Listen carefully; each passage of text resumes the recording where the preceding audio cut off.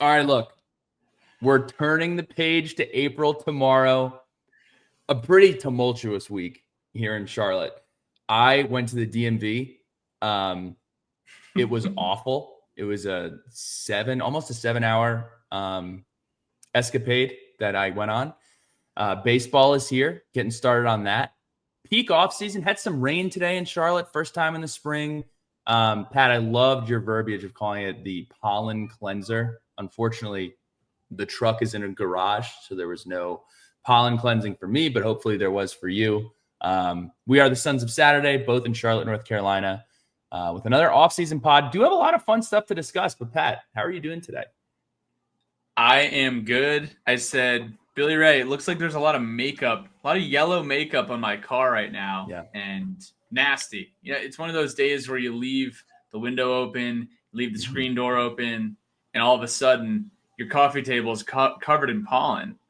It's tough, but glad it's gone for the time being. Yep. We have got a lot of questions about the status of Spring Jam, what's going on this year. And here's the news. We are spring jammed up. We got a lot of balls in the air right now. And unfortunately would never want to half-ass an event, especially after Nashville last year. We only want to do the best possible events for Virginia Tech, for Hokie Nation. And just a lot going on the home front, on the personal front. I'll get the toothpaste out of the tube right now. Your boy is moving. I am leaving North Carolina. I am moving to New York City. I accepted a new job a few weeks ago, and I will be moving up there in a few weeks. So that has definitely been high priority item for me here over the last few weeks. This Billy, is free. I won't charge you for this one, but we could say that you are in the Empire State of Pat. That could be your hashtag when you take pictures of artsy fartsy stuff going on in Manhattan, the Empire State of Pat. I actually think it's pretty good. I just thought of that up on my own just right now. So free game, take it or leave it. Totally up to you. Super jazzed for you. That's going to be awesome. I know the Manhattan Hokies are going to be fired up, which has a really great following, by the way. Manhattan Hokies is up there with the San Diego Hokies, who do a great job. I know the Charleston Hokies do a really good job. Obviously, Charlotte, obviously, Richmond does a great job. But some of those sites further away from Blacksburg, they do an awesome job. So excited to see what you're able to do there. In terms of my side of the fence, two things. Starting a new job soon, the 9-to-5. Starting a new 9-to-5 here soon. And also have a new addition to the family. No, not having a kid, but will be welcoming a dog into the family. Really jazzed about it. April 7th is Gotcha Day. So really, really fired up for that. Look, a lot of balls in the air, as you said, Pat. We have had some awesome events in the past and did want to throw something together last minute with so much going on. So we loved Spring Jam. It's been awesome. We hope to bring it back next year, but we will not, unfortunately, be doing it this year. So those are the updates from our side regarding Spring Jam. Yeah. And quick follow-ups there, too. I'm going to be in Blacksburg a ton this fall. Parents got the new spot in Blacksburg, so I will be no stranger to that LaGuardia to Roanoke flight. Going to check that out. I know they're on Delta. Flex. Yeah. I know they're on Delta, Billy Ray. I know you're fired up about yeah, dude, you got to let me refer you to the MX Delta card. So if you end up pulling trigger on that, you do let me know, because we will get a nice little 95,000 bonus, which your board would appreciate. I don't know if we're doing that. Excited to be around for football weekends and the usual Blacksburg chaos. We will be back in the fall to complain about long lines in town on game day weekends. So not going anywhere, just taking a quick pause from some things this spring as we settle into some big transitions. And real quick, I'm sorry to throw you off kilter here. On the long lines thing, our pushback, we've received some pushback when we complained about the lines in Blacksburg over football season. People are saying, well, this is only football season. What do you want them to do for the rest of the year? Well, we heard from multiple sources on Parents Weekend this last weekend. Can't go out anywhere to eat. 45-minute wait to get into the bars. Got to fix it. It's not a football isolated issue. So did just want to point that out as well, that we did receive some text regarding that. Shout out to the Garden, the Garden State Hokies. Nice little group chat shout out there. So Garden State kids, that's right. And this goes beyond a parents' weekend. This was just like a sorority parents' weekend. This wasn't like campus wide. Right. I went to a basketball, the women's game we went to. It was after the wrestling match versus NC SMU. State. Mm-hmm. The women played SMU. No, they didn't. They played Cal. Oh, Cal. I'm sorry. I knew it was a new edition school. I get my new ACC editions mixed up sometimes. It's tough when she changed time zones. We were downtown that weekend. Mm-hmm. Little boys trip. College roommates got together. This was like a random February weekend. Lines. We hung out at the Maroon Door because it was the only place that had Maroon Door. I don't know why no one was in there, but we went in there, had a cocktail or two. It was nice, but there were lines everywhere else. Yep. So that was tough, but gotta fix it. Manhattan Hokies, the Shades of Green. I will be frequenting that. I think it's in Gramercy. Good spot. And also Manhattan Hokies, little Yankee game on May 20th. Come on. I'm in there. Those new baseball bats, they're crushing baseball the ball. Just started. I might become a baseball fan again. I grew up a Yankees fan. Literally it was in every night would be watching Yes Network. And we might have to put that back into the rotation now that we're moving back up. Got the Manhattan Hokie Yankee event. Come on. I'm a little jealous that you're going to have Mike Francesa and 660 WFAN back in your life. I can still load it up on the desktop. I do it here and there. It's not the same. It's not the same. It's not the same as dialing it up. That might be my going away gift. I might get you one of those nice radios that have the dial on it. AM, FM, AM and FUM. I might hook you up with that. If you're listening, you're like, guys, what do you mean no spring jam? We're sorry. And we want to make it up to you by getting you some discounted hotels for Atlanta. Come see us in Atlanta. If you're heading to the game down at Mercedes-Benz versus South Carolina, book through one of our links starting at $169 per night in Buckhead. We're doing a huge party too down there, but we got Hyatt, we got Hilton, we got Marriott properties. Check it out on our social media. We recently posted about it. And last thing, if you're in Charlotte and want to hang out with us on that weekend, because we're not going to be in town for spring game is the bottom line. Just going to have a little get together at Sycamore on that Saturday. Swing on by. Billy Ray's birthday is that weekend. It's my last Charlotte hurrah. Would love to see you.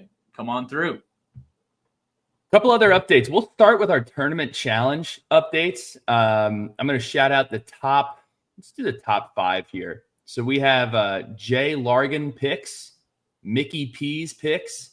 It's ya boy, Cooper Flag to DC. J.K. Shields and Tim Zettel are tied for 5th. So shout out to everybody who participated. Really good turnout this year. 236 entries in the Sons of Saturday bracket. I would be remiss if I didn't point out how awful mine are. My Izzo is undeniable bracket. We found out that he is deniable, sitting at 58.5%. And then SEC Chaos plus ACC Respect started out really hot. It's now sitting at 66.8 respectively. So those rank at 108th and 129th. So Billy did not know ball this March, unfortunately. Pat, where are you sitting right now? I'm actually tied with Tim Zettel, just so we're clear. Oh, yeah. Pat and Aaron's picks. Well, this is not the bracket you went with in the Sons of Saturday picks. So unfortunately, what are you talking about? I'm looking at the Sons of Saturday bracket challenge in the group. I'm not seeing Pat and Aaron's picks. I'm seeing, if you look who's tied for 10th place with the Florida Gator next to the name. Oh, yeah. Well, Tim Zettel has two brackets. So to be fair, you are tied with Tim Zettel's lower performing bracket. Just right. To be fair. Yeah, that was tough. Till is between legs. I didn't see he had 2. Wait, he had 10 brackets. Tim Zettel 10. That means he had at least 10 brackets. So he did not have 10. The group limit was 2. but Tim Zettel must have been just printing brackets in multiple groups, and he decided, hey, this 10th one is going to be my banger. I was going to say, pretty good odds that Tim Zettel 9 and Tim Zettel 10 are both in the top 10. I wonder where 1 through 8 are. Also, when you first said it, I thought you said Tim Settle. It's like Tim Settle is out here. He could be in here. Could be in here. We don't know. Just make sure if you finish in that top 3, you shoot us a DM or shoot us an email so we can make sure we hook you up with your row back.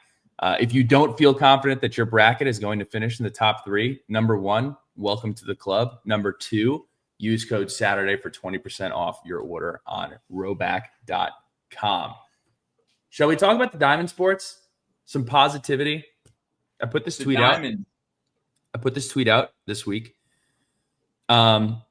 We've just been dying for sports positivity. It's been far too long. It's been a treacherous last couple of months. And you know what? Baseball and softball said, hold my beer if they're over 21 years old. So softball and baseball both swept top 25 teams this weekend. So Hokie Ball went to Winston-Salem and swept the 16th ranked Demon Deacons. From what I can tell, this is the first series sweep at home that Wake Forest suffered since March of 2024 against UNC. Before that was April of 2021, where Virginia Tech swept them on the road. So 1 of 3 sweeps at home for Wake Forest since April 2021, and 2 of those 3 have come from Virginia Tech. Also worth noting, number 7 on the top plays on SportsCenter was an awesome catch by Mr. Hackett in right field. So loved to see that, but that wasn't the only top 10 play that we saw. VT softball, first of all, loved the crowds. The crowds were fantastic. It looked like the weather in Blacksburg was amazing. And we were over capacity. We had people watching the streets, watching in the outfield. I mean, it was great. This sweep included a triple play, which was number 1 on SportsCenter. We had Keely Rochard come out with between the legs opening pitch. That was awesome. So I really have to tip my cap to Diamond Sports for giving us something to be thrilled about, which we love.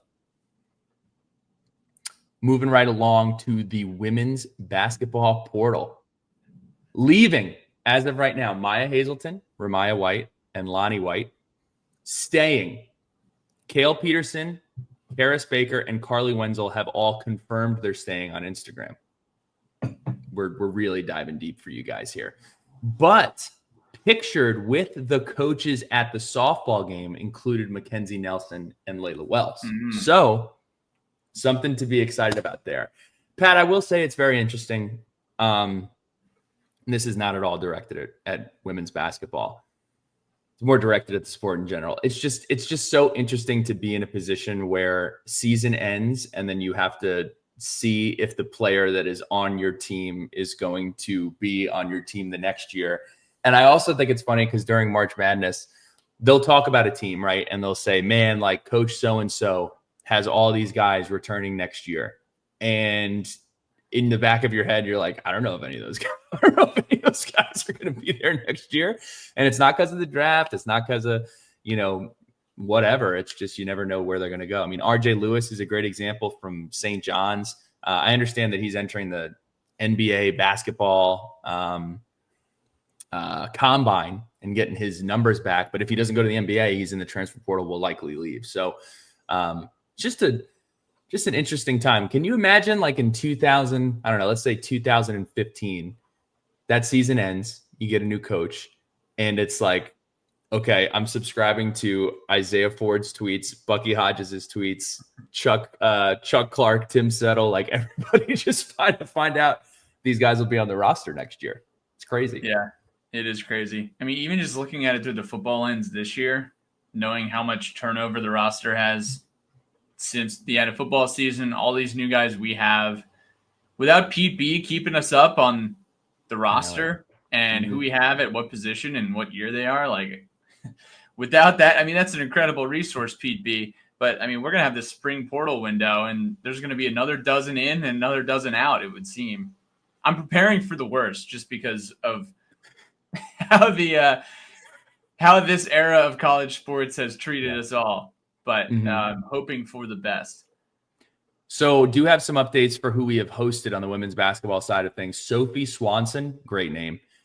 Purdue sophomore guard. She played 28 games for Purdue, averaging 9, 2, and 1.5. And then we have Ashley, I apologize, Sophie Lakanich from Bucknell. Sophomore forward, played 31 games, averaging 28 and 3.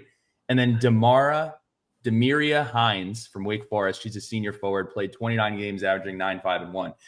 Those are all confirmed. Did visit Tech this past weekend. Bucknell, Wake Forest, Purdue on campus checking it out. So shout out to Coach Duffy. I know she's super, super busy at this time, just making it happen. It's also crazy that players are visiting other schools while March Madness is still very much occurring. There could be players that were playing in March Madness that are on visits with other schools watching the tournament that they were just playing in, which is just a crazy thing. A crazy thing to think about. I promise this actually, I can't promise that will not always be belaboring the NIL point, but it's a weird world we're living in. Men's basketball, there are a lot of visit news going on.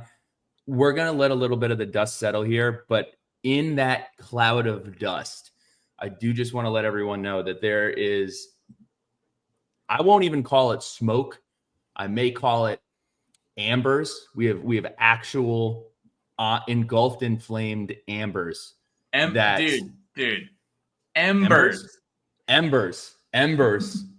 of flame that Chester Frazier may very well be making a return to Blacksburg. He was here in the Buzz Williams era. He's a very, very good recruiter. He has a huge impact on teams. I know that Sam is putting out some Ken Palm stats around like different coaches' impact when they arrive somewhere, and the defensive statistics, because it's very confusing sometimes when you're like, okay, this coach came in and they're not named a defensive coordinator or an offensive coordinator, or they're coaching the linebackers or whatever. They're just an assistant. But to really drill into, okay, what is JD Byers' impact on our basketball team in general, and what has his impact been, going backwards, right? So I would love that would be a huge move to get Chester Frazier back in Blacksburg. I have to imagine, Pat, that West Virginia is a little sick of Virginia Tech right now. Take their offensive line coach, take a couple of offensive linemen, potentially take Chester Frazier. I mean, we had news coming out that we might be taking Neil Brown. I mean, West Virginia is hearing a lot about Virginia Tech, and I can't imagine that they're loving that. Pat, give me an update on, we actually welcomed another NFL coach to the ACC here. Talk me through this, because this is pretty interesting. This is the Andrew Luck. I'm not going to call it an experiment, because I don't think this is a guy that is an experiment. I think Andrew Luck is a smart dude. He's got a lot of experience, and not a lot of experience in this type of. What has Andrew Luck been doing since retiring? Before I keep going, he's been going on Pardon My Take. He's been just kind of being a dude. I don't know. I don't know what that guy's been doing. Frank Reich as an interim coach at Stanford, which was wild. 1-year deal. Stanford fired their coach last week. And all of a sudden, you got Frank Reich recently at the Carolina Panthers. But he is now the second longtime NFL coach at the reins of an ACC program. Why not? So I don't know if Belichick and Frank Reich are playing this year. Let's dial that one up. I also don't know how old Frank Reich's significant other is. But it is exciting to see what Stanford and what kind of juice Stanford is putting into their football program these days. You get the Andrew Luck movement. You get the Coach Taylor out. Coach Frank Reich in at Stanford. So we have a fun game here. And I feel like this is constantly regurgitated. We've been doing a lot of drafts. I think drafts is something that is pretty, damn, dude, you're popular. Drafts is something that is really popular in the offseason. And what we're going to do is we're going to draft top 5, change the results of this regular season game since 2016. The only caveat here, you cannot choose postseason games or conference championships games. I imagine this list will be very football heavy, but you can venture off if you want to. And you can only choose one game per season. So you can't, jump into, I wish we won all of our games in 2022. Also, we don't have enough picks to get that done. Secondly, I think also gearing it towards, can we have won this game? You can't just pick the top teams that we played and, we lost by 30 and you want to change that result. So I am going to go ahead. I know that we usually do. We're usually very courteous and kind of plod over, which one gets to pick first. And we're always deferring. I'm actually going to infer and go first here because I think I speak for both of us. I think the bona fide, no question answer is the UVA 2019 game. Streak ends, Bud's last game, pain. That one really, really hurt. Chance to go to the ACC title game. Neither of those teams, Virginia Tech or Virginia, are going to beat Clemson that year. But I will say, I think that is the far and away choice for that option. Any pushback there for pick one? This was my number one pick. This is far and away just a really tough loss for anyone who calls himself a Hokie fan. 2019, so much stakes on the line. Bud's last regular season game, the Coastal Division, a sold-out Scott Stadium, 2 really good football teams duking it out, and just a devastating moment for us. Hendon Hooker played well. Our defense kind of got shredded that game. Got shredded on the back half, for sure. Yeah, that was a tough one. If you can change, I feel like this isn't even debatable. It's got to be the number one pick. Again, if you play out the numbers later, I don't think that this ends happier. I know that you win that game, you don't play Lynn Bowden, but you do play Florida, and you also play Clemson that year. So, but would have loved to win that one for sure. What is your first pick? 2018, Old Dominion. Just the beginning of the end of the Foo era. You have Josh Jackson going there after a great freshman year and beating Florida State on the road to kick off 2018. Hopes were high, vibes were low after losing in Norfolk 49-35. Blake LaRussa throws for 5 touchdowns and 1,000,000 yards. And Josh Jackson breaks his leg. The Monarchs beat the Hokies, send them packing. And that was just the beginning of the end of a really, really tough season as well. Despite Ryan Williams, if you look at Ryan Willis's numbers, he kind of balled out in 2018. He did. He put up great numbers. I'll say about that game, we always talk about the broadcast, which is tough. One of the things that I recall from that game is Coach Fuente's post-game locker room conversation was posted by Hokies FB. It was shot on a telephone. You can hear the locker room for Old Dominion going crazy. It was just an overall poor experience, and the jokes from ODU have been writing themselves ever since that day. So great pick. I am going to choose one. And look, 2016 has quite a few that you can choose, right? You can think of Syracuse. You can think of Tennessee. Now, the reason I didn't go with Tennessee is I don't think that 2016 team turns into who it turns into without that game happening. I think that was almost like a, not to quote Jaylen Brown, but it was a moment when the energy shifted for that team. So I think that was almost like a loss that overall helped the team in general. In that 2016 season, I'm going to have to go with the 30-20 loss to Georgia Tech on November 12th. Gerard Evans was just on Tech Sideline. If you haven't heard it, check it out. Really, really good. He also alluded to this as being the one game that he wishes he could have back. We had a chance to make it 6 straight wins to end the regular season. Justin Fuente and Georgia Tech, a really disappointing relationship between those two as it comes to Virginia Tech. We had 4 turnovers that game. We threw the ball like 45 times. I think we had 45 or 47 passing attempts that game. Just really, really tough. So I will go with the 2016 football game against Georgia Tech. It's my second pick. It's a good pick. Was at that game. It really sucked. Thought we were going to clinch the Coastal that day. Took a dominating performance over Virginia in rivalry week to do that. Mm-hmm. Darian Green with the fumble on the opening kick. I thought our uniforms were sick this day. Chrome, orange helmets, maroon tops. We just looked really good, in my humble opinion. And we did not get off the bus from Hotel Roanoke.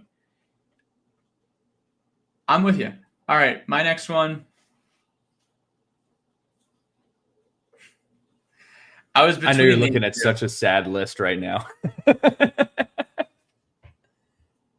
I was going to say 2024 versus Miami. I don't want to do something that recent. So we're going to take you back to the COVID season. Oh, I was about to go COVID season. Okay. Which is just a tough year for everyone. Wait, where are my Mickey Mouse ears? I don't know. I left them in my room. I'm out on the golf course with my dad. It's like a brisk, really nice November afternoon. And Tavion Robinson muffs the punt. We get home from golf. We played golf on this day and listened to it on the radio because it was the COVID year and it was just like a throwaway year at this point in the year. We didn't want to watch them on TV.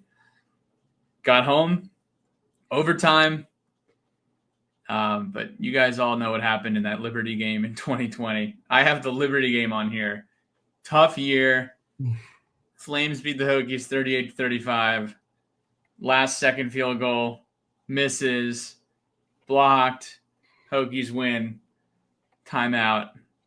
You guys know the rest of the story. Just a devastating question mark afternoon. It's tough to have in the last 10 years 2 in-state teams that are not in a Power 5 conference being on this list. It's just not where you want to be. I'm going to go with the COVID year as well. And I want to preface this by saying, you know what? I felt really good about the team that we had. And I'm so disappointed that, for a lot of reasons, I'm disappointed COVID happened. But one of the reasons I'm disappointed is because I think that we had a really good roster that year. And you lose that North Carolina game on October 10th. Dude. No, I'm not. Remember how fired up? Game. I mean, know. I'm we not were taking down everyone in North Carolina. We'd beat NC State. We had beat Duke. Yep. We were taking down everyone in Carolina. So I'm not going with the North Carolina game, though, because coming out of that game, I said, you know what? Like, a lot of youngsters playing. Everybody had COVID. Like, 6 feet apart. Luke Combs. We gotta be safe. Which means you're going to choose the Wake Forest game. Yes. I was at my cousin's wedding, and the Wake Forest game truly was just one of the games where, like, the wheels fell off. I really think that after that North Carolina loss, we beat Boston College the next week, 40-14. I think that Wake Forest game, it's during the day. I think James Mitchell had a great game that night, and it was just – I think those are where the wheels fell off for us, and it was a real bummer. So that Wake Forest game is what I'm going with for my third pick. The white guy from Westfield High School had 3 interceptions. The walk-on. Matheny. No. Wake Forest's white guy. I got my white guys mixed Anderson up. Picked off Hendon Hooker 3 times. Like, oh no! Like, yeah, is Hendon? That was like, what's going on with Hendon? Mm-hmm. That was such a tough day. I was there with Dave and Riegard. Mm-hmm. Oh, man, what a disaster. Hated everything about that drive home from BB&T Field. That was when I was living in Charlotte. So I was living in Charlotte. That was my Charlotte trial test drive. because I wasn't on a lease anywhere. I was like, this place rocks. Get to go to Chapel Hill and Wake Forest. I know we're playing this Mickey Mouse COVID season, but I saw 3 games in person that year. The ACC wasn't dead yet. Yeah. All 3 losses. Yeah, tough scene. My last one on here. Wait, is that all 3? Did I give you all 3? I have a couple more, but yeah, if you have one more, go for it. Yeah, I was also gonna go back to 2016. Go for it. Not Georgia Tech. Make the case. That Syracuse game, just like what happened up there. Just got dominated by Eric Dungy. We were ranked number 17. Syracuse is unranked. And we had so much momentum going up into the Carrier Dome, and they just took us down. 31-17. They dominated pace and time of possession, and we just didn't wake up. Yeah. Similar storyline to like Louisville in 2023. Just really didn't have it. I watched that game outside on the front porch. It was the only game that year that I didn't go to. Watched that game out on the front porch. The glare was so bad that we had to drape like a laundry sheet over the side of the roof. Went through all this effort to watch that game on this TV like that was straight out of the 90s. It was like one of those like super big TVs with like the big back. Yep. Horrible lighting on it. Tough afternoon. So here are my last couple. This one's a little out of the box, but I'm going to go with the 2024 Virginia Tech versus Iowa women's basketball game. Iowa was ranked number 2 at the time. The game is in Charlotte. I will say, and I was going to do this draft in this one, but we'd be on this podcast for an hour. I was going to do like the I was there when X happened games. It seems to happen attached to a lot of performances by people wearing other uniforms. But on that day, Caitlin Clark dropped 40 points, and Tech was right there the entire game.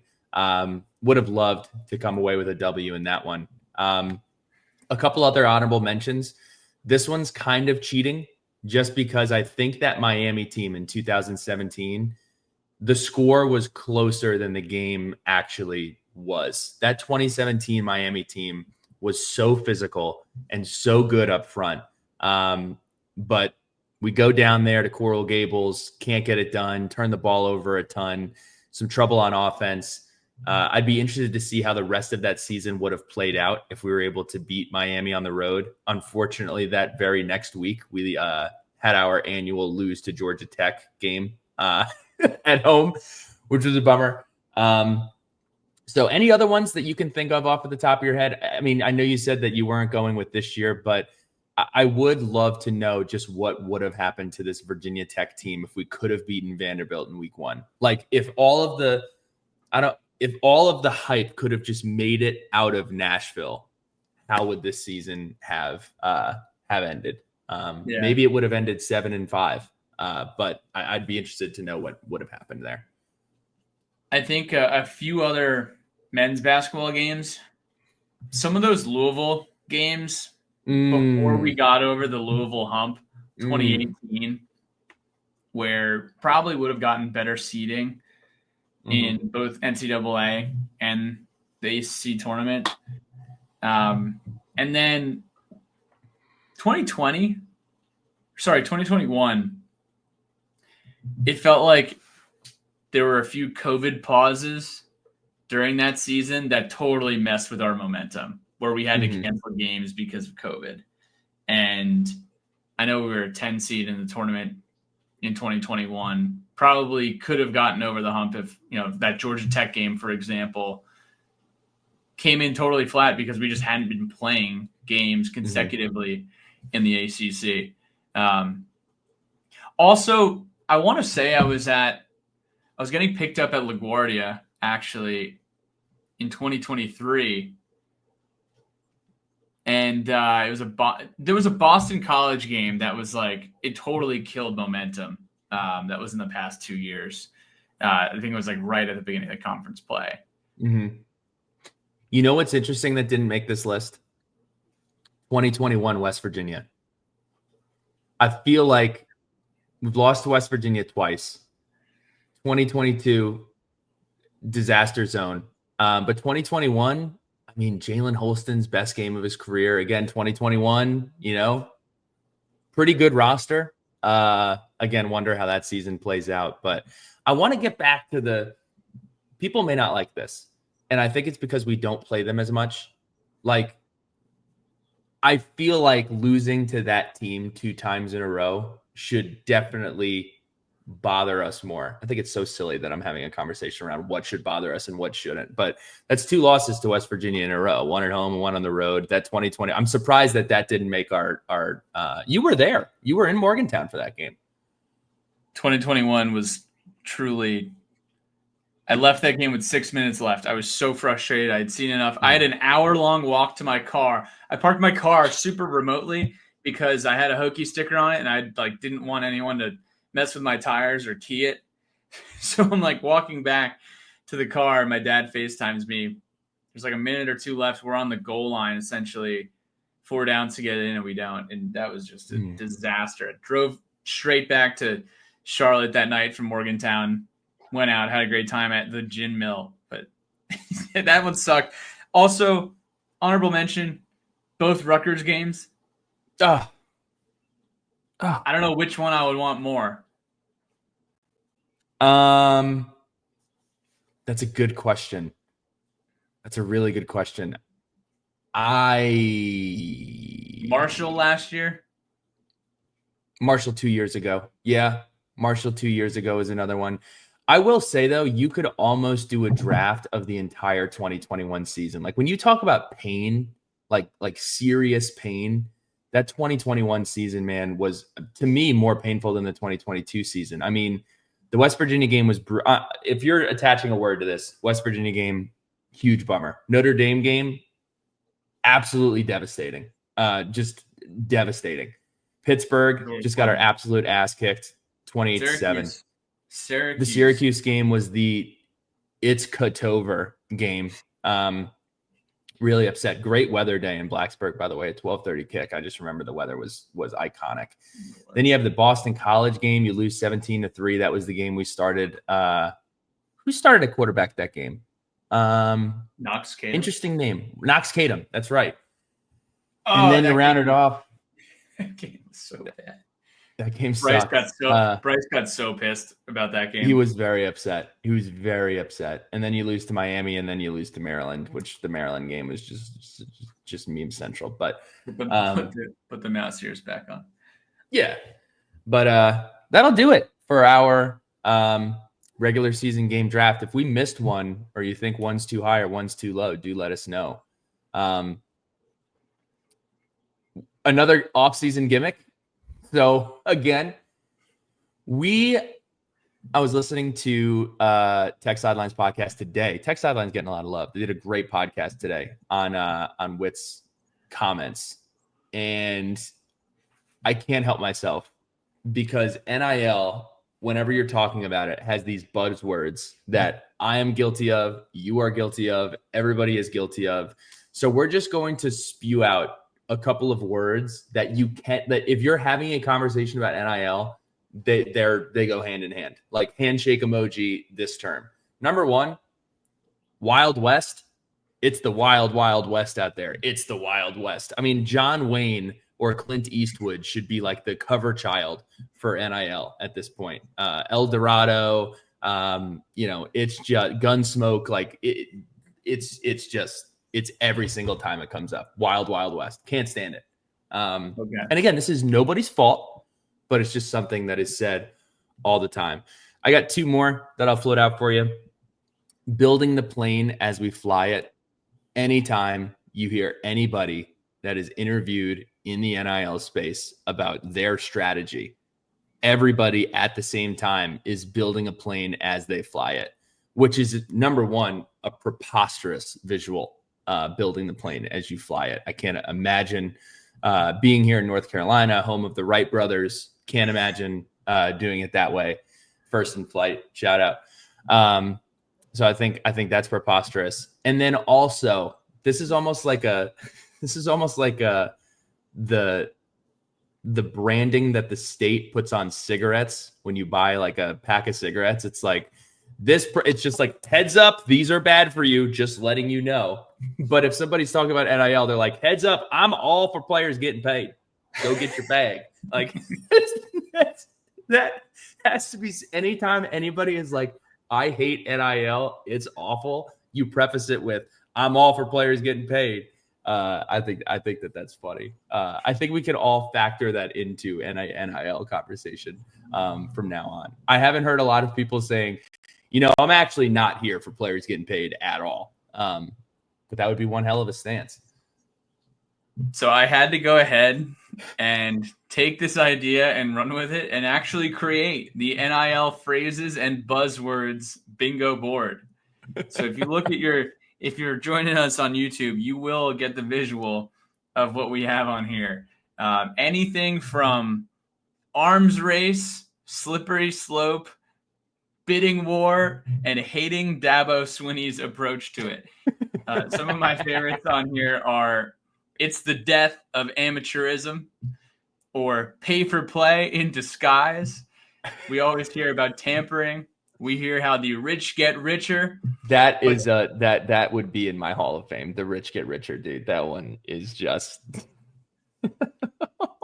I think a good one on here for Hokie fans is, we can't compete with that SEC and Big Ten money. But Billy Ray, I do think one of the biggest value adds on this slide here is Moneyball. Everyone loves to say Moneyball. It's so funny because I would be curious as to how many people have actually seen that that have actually seen that movie.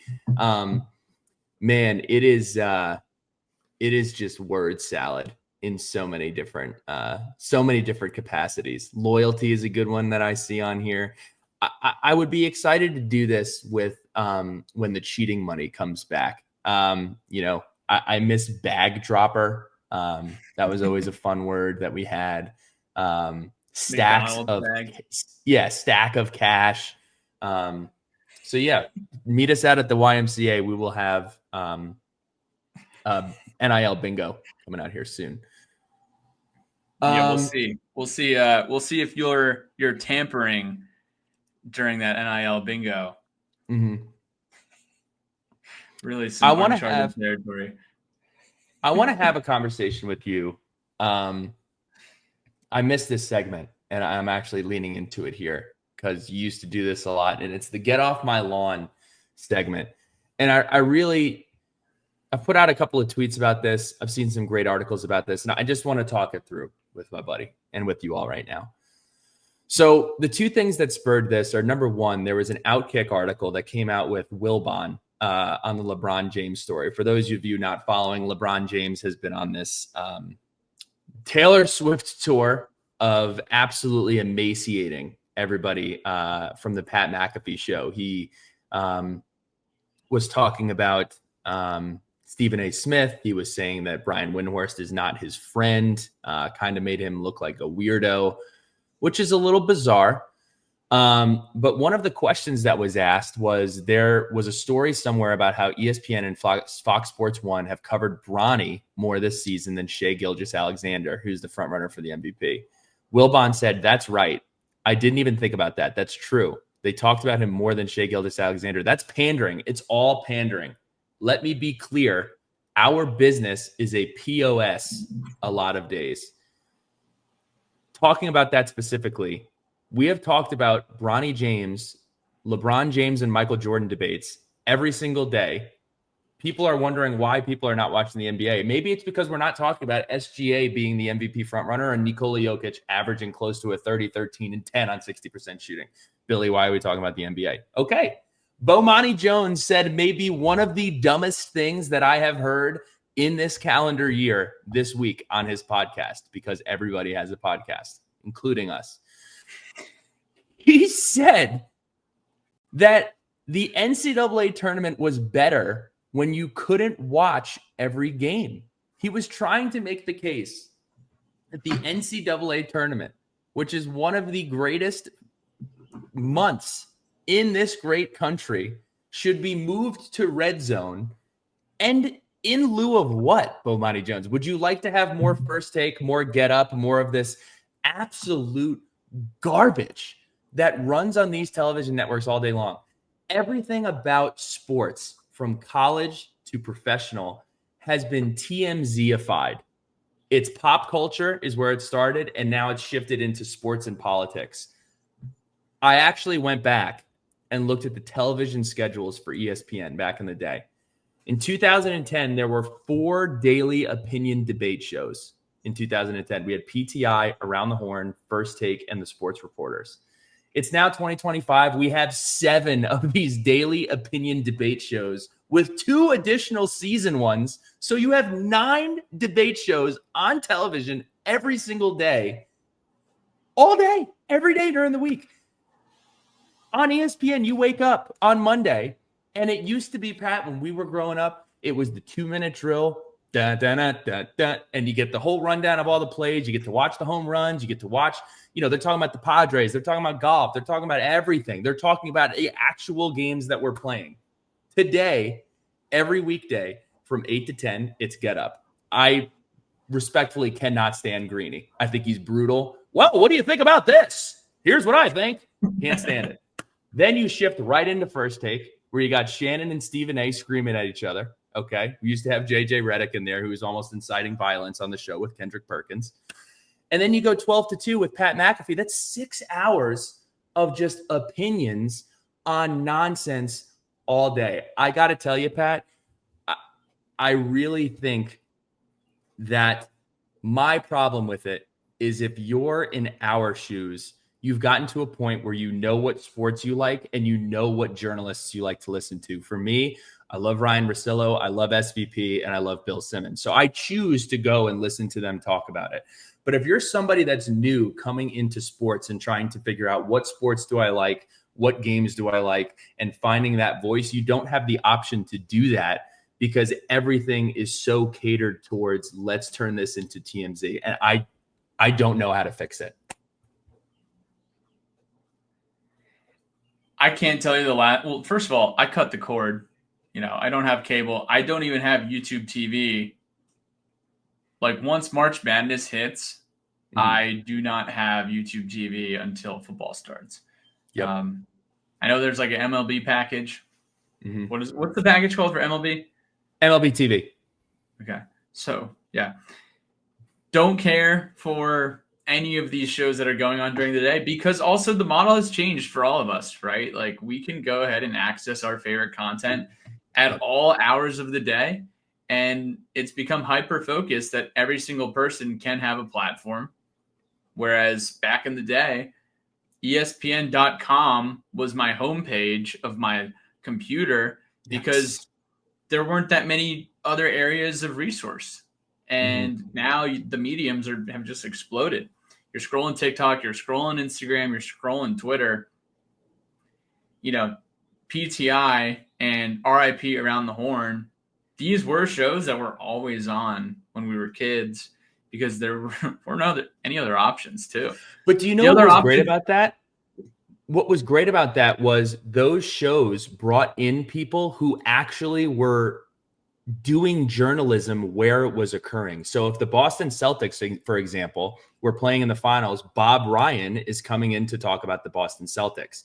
What I can't stand is I don't need, nor do I believe, Shannon Sharp and Stephen A. Smith can be experts on baseball, basketball, college basketball, UFC, boxing, NFL. It's just crazy. And then that's where you get into a point where it's turned so much less into, hey, here is a very unique take on something that I've actually spent a lot of time following and being invested in, into, hey, here is I read the headline and I'm going to give you my take.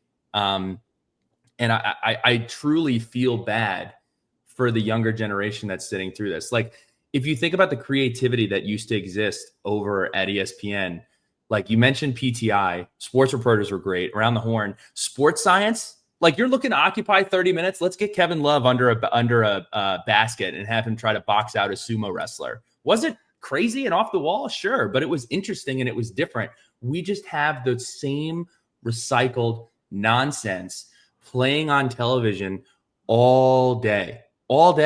And it's really unfortunate. I mean, what was your morning routine before you went to school? I looked forward to seeing Buccigross on my television talking about the Dodgers game that I couldn't watch because my dad told me I had to go to bed. And I would watch that. I'd go off to school, and then there you have it. I miss those days, and it's so much less about actually what's happening on the court, the diamond, and the pitch, and it's more about what did Russell Westbrook wear to the game, and just everything else but the actual sport itself.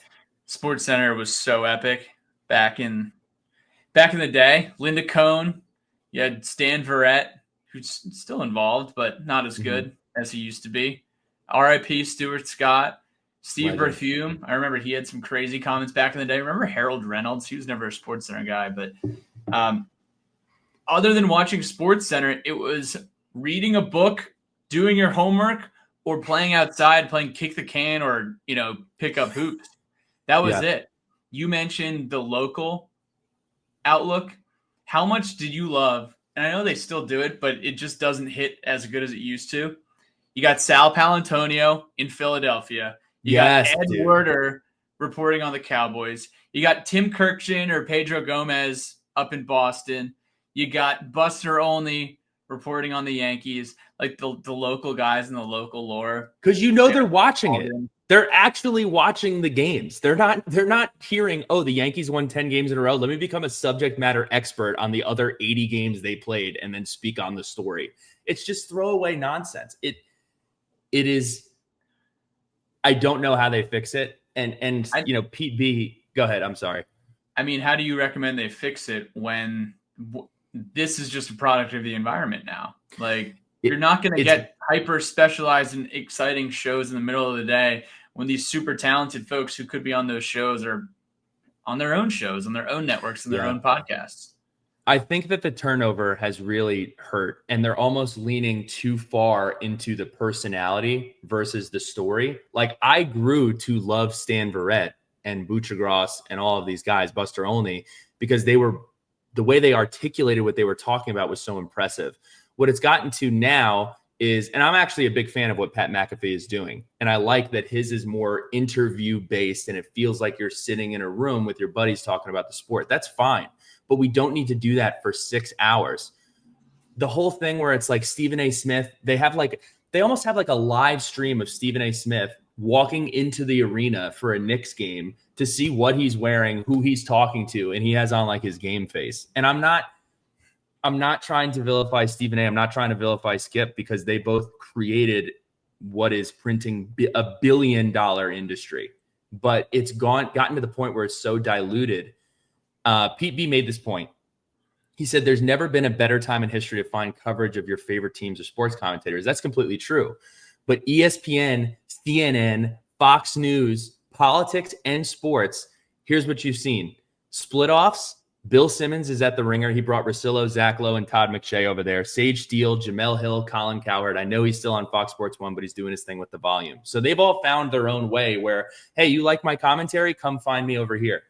In politics, Tucker Carlson, Don Lemon, Megyn Kelly, Chris Wallace, and now Gavin Newsom, you can go find what they're talking about.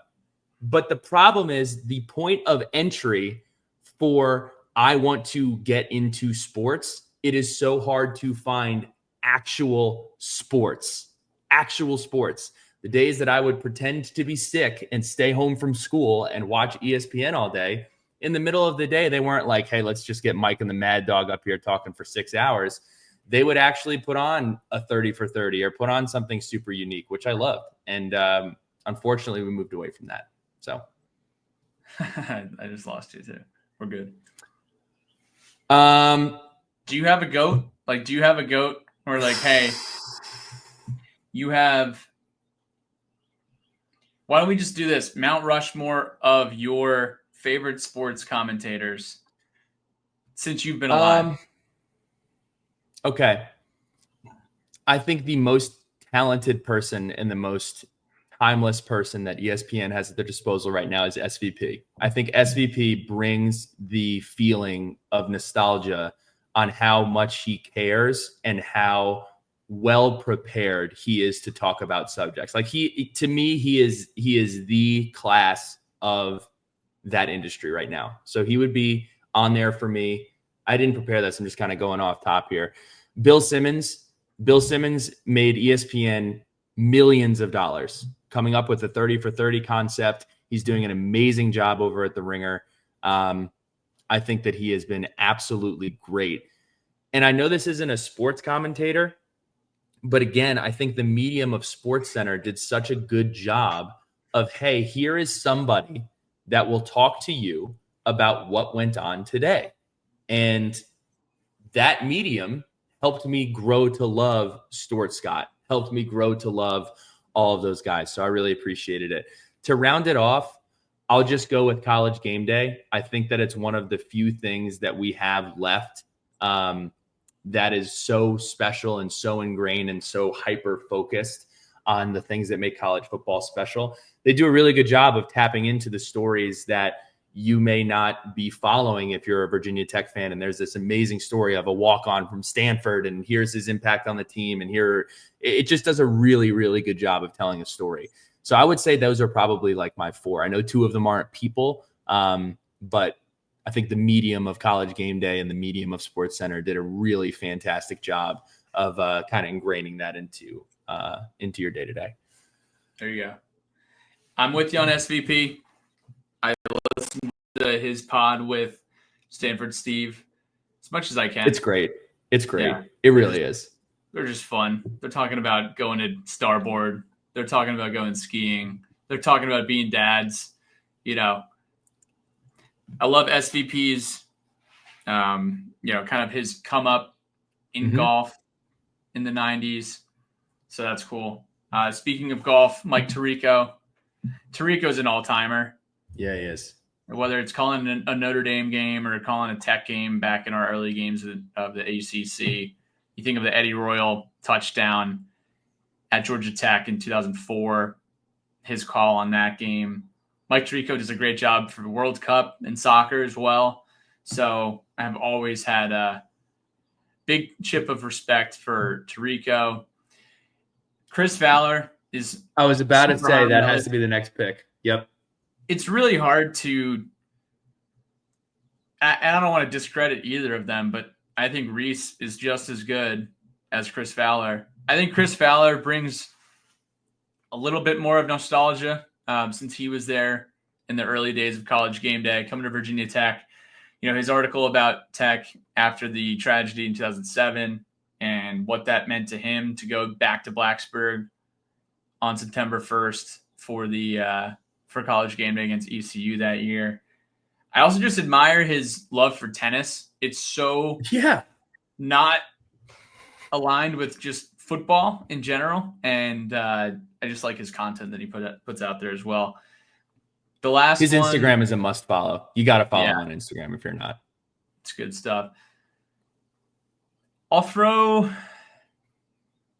since you brought it up at the end there, I'll throw in Tom Rinaldi, the storytelling around golf and around college football as well, because that's kind of the nostalgic factor that we all kind of want. What kind of stories are going on around the game? You know, like Tyler Trent from Purdue, for example, or anything going on around campus, you know, over the summer that's reported on in that first College Game Day. I'm sure they worked their butt off too, getting all those spots. You know, just a couple of other things, and I promise we'll end this here. It's funny how it went from, remember the days where people were like, wow, Jay Billis is really outspoken. But I always appreciated it because Jay Billis was speaking of it from a place of like, I've been through this. I have felt this way for years. And now Jay Billis is one of the least outspoken people like on ESPN. So again, I'm not really hating the player as much as I am hating the game. It's so rewarded now with clicks and everything else. And, this could be its own podcast, but the NBA has consistently been bending over backwards to say how much their game is growing based upon how many people are watching TikToks and Twitter about the games. There's a whole generation of people who are fans of the NBA, but their fandom is, oh, I saw this highlight reel of SGA last night. You didn't watch the game. And I'm not hating on that. It's just so different than what I'm used to. So I hope at some point, to put a bow on it, I hope at some point we can find a way to get back to the games mattering more than the nonsense stories that are just pattering around. I do think one name we missed is Holly Rowe. Holly Rowe does a great job. Oh, dude. Holly Rowe does a really, really good job. You just met her. Didn't you see her at a game? Yeah. I ran into her at the Ally tip-off this year, which was great. She works so hard and does a really, really good job. And I'd also say too, I think the family of networks outside of mainstream ESPN, if you watch ACC Network or you watch SEC Network, their schedule is much different than ESPN, but a lot of people don't have those channels. So if you go to ACC Network, they'll have some highlights about like campus tours, deep dives on coaches' careers and different things. And that I'm much more interested in that than I am in, let's talk about Bronny James in the G League. But hopefully there are brighter roads ahead on this dialogue and how it goes. That was good, Pat. I like that. It was fun. Holly Rowe gets my first pick. Sorry, Tom. Sharky shout outs. I want to shout out Gerard Evans. Again, check out his podcast on TSL. He is back in Blacksburg finishing up his degree. So cheers to him. I think that's really, really cool. He's grown quite a head of hair since his last time that he was slinging it around in Blacksburg. So major props to him on coming back to Blacksburg and getting that done. And also, this should have been in the Hokie headlines situation, but Joey Sly with the Tennessee Titans now. So super excited for him in Nashville. Let's go, Joey. Know you guys got together a few weeks ago at a wedding. Q and J was giving me a little grief because I think we went out there and I probably haven't seen Joey since COVID. I probably haven't seen Joey since COVID. Yeah, that's right. And dance floor opened and we just talked about Big Squat Friday and Coach Beamer back in the day for literally 2 hours. Like we sat down and we started chatting and before you know it, it's like, we're doing the send off. Grab your sparklers. But yeah, it was a good time. Shout out to Kimber on getting wedded. Big move in Charlotte at the I almost said the coal mining museum. It wasn't. It was the Mint Factory at the Mint Factory. It was not in Morgantown. It was in Charlotte. My bad.